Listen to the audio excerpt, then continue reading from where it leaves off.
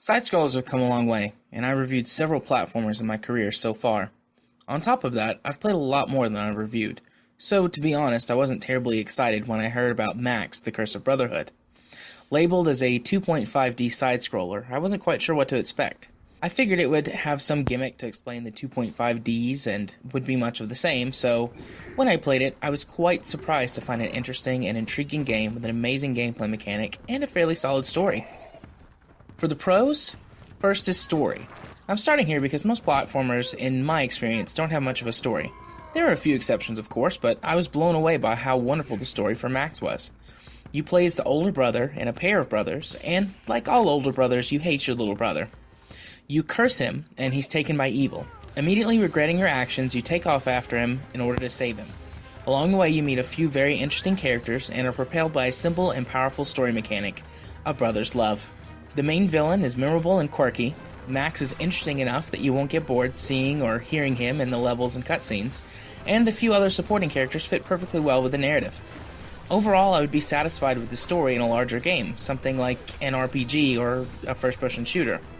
I was quite happy that it was this good on a platformer. Next, we have the magic marker. The key gameplay mechanic that sets Max apart from other platformers is the magic marker. It's literally a magic marker that has been enchanted to make it into a magic marker. The marker allows you to manipulate the terrain at certain points by doing things such as instantly growing branches, raising or lowering stone pillars, or creating vines to swing from. As you progress, it gets better abilities and becomes a really amazing game mechanic that is quite different from anything I've seen before. It's also quite easy and intuitive to use.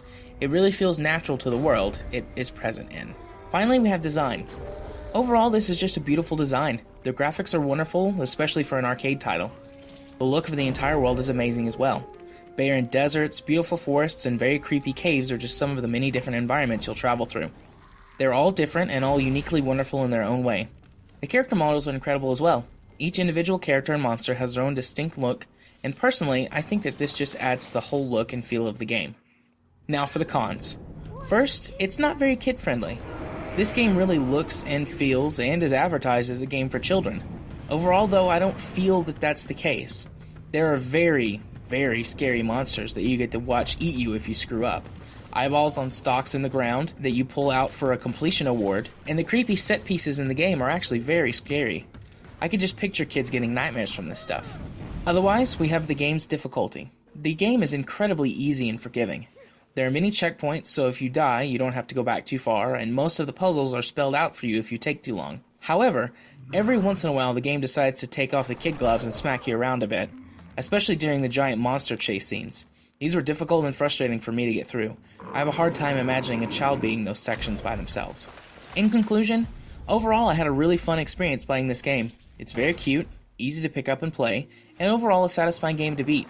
It honestly reminds me a lot of Viva Pinata, not because of how it plays, they're very different games, but because of how it makes me feel to play it. Like a child again.